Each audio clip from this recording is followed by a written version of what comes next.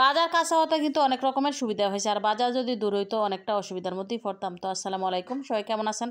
আশা করি কাছে দূরে যে যেখান থেকে ভিডিওটা দেখতেছেন আল্লাহ পাক সবাইকে ভালো রাখছে। আলহামদুলিল্লাহ আমি ভালো আছি। তো আজকে কিন্তু একদম সকাল থেকে ভিডিওটা শুরু করলাম। তো সকালবেলা ঘুমের তো এটা কিন্তু টুকটাক কাজ করা হয়।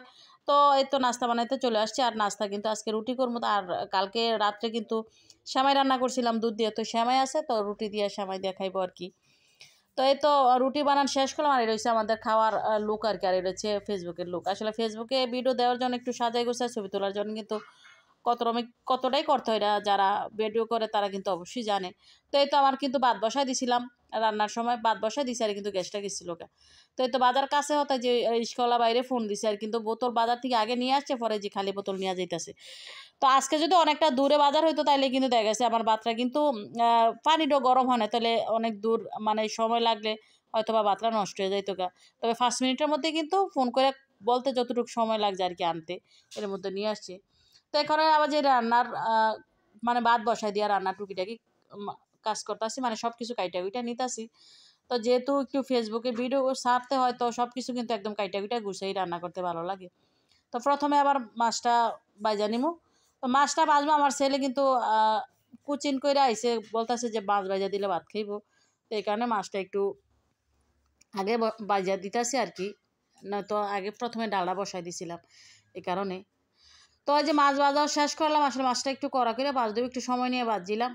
তো এরপরে ডালটা বসাই দিছি আর কি। তো ডালের মধ্যে কাঁচামরিচ, পেঁয়াজ, আর এখানে টমেটোটা দিয়ে দিলাম, ফ্রোজেন করা টমেটো। আসলে টমেটোটা রাখাতে কিন্তু অনেক ভালো হয়েছে। আর এই যে এখানে কিন্তু কাঁচামও দিলাম। ডাল কিন্তু একটু টকটক না হলে একদমই ভালো লাগে না। তো আমার মনে হয় যে মানে টমেটোটা ফ্রিজে রেখে অনেকটা উপকার হয়েছে। আর সাথে দিয়ে দিলাম ধনিয়া পাতা, দিয়ে কিন্তু ডালটা উঠে নিলাম। তো আজকে মূলা দিয়ে মাছ দিয়ে রান্না করবো। আসলে সিজনের মূলাটা ছেলেমেয়ের বাবা একদমই খাইতে চায় না, তবে এই যে এখনকার যে মূলাটা খাইতে খুব পছন্দ করে, তো মূলা ছিল। তো হয়তো মশলাটা কষায় কিন্তু এখানে ফ্রোজেন করে একটা টমেটো দিয়ে দিছিলাম। আর মূলার মধ্যে কিন্তু টমেটো না দিলে একদমই খাইতে ভালো লাগে না আমার। তো এরপরে মূলাটা দিয়ে দিলাম।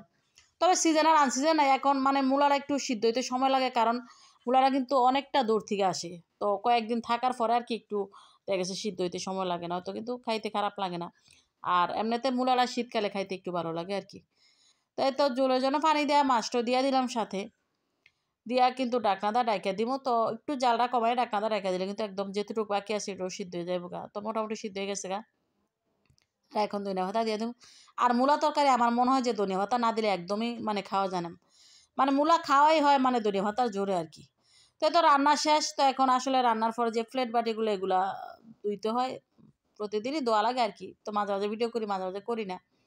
তো প্লেট বাটিগুলো ধুয়ে নিলাম। আর এই যে এখানে ডাল রান্না করতে গিয়ে কিন্তু ডাল অথবা ভাত রান্না করতে গিয়ে পড়লে কিন্তু দেখা গেছে এগুলো লাইগা যায়। তো এর সাথে সাথে যদি একটু ধোয়া মোছা করা হয় তাহলে কিন্তু একদমই পরিষ্কার হয়ে যায়, যেহেতু টাইস আসলে পরিষ্কার করতে তেমন ঝামেলা হয় না। তো প্রতিদিনই রান্নার পরে আসলে এগুলো পরিষ্কার করা আমি পরিষ্কার করে নেই, মানে প্রতিদিন করে লাইলে কিন্তু মানে একদমই পরিষ্কার থাকে। তারপরে কিন্তু মাসে 2 একবার একটু ভালো করে আবার দেখা গেছে পরিষ্কার করতে হয়। সেটার সাথে কিন্তু যে চুলাটা পরিষ্কার করে নিলাম, এই চুলাটা কিন্তু আমার অনেক আগের, তবে এই চুলাটার মধ্যে কাজ করতে আমার অনেক ভালো লাগে। আর কিছু জিনিসপত্র আমাদের আছে যে যতই পুরনো হোক আমাদের হাতের জিনিসটা দিয়েই আমাদের কাজ করতে খুব ভালো লাগে। তো ধন্যবাদ সবাইকে, ভালো থাকবেন সবাই, আল্লাহ হাফেজ। আর ভিডিওটা যদি ভালো লাগে তো অবশ্যই একটা লাইক করবেন।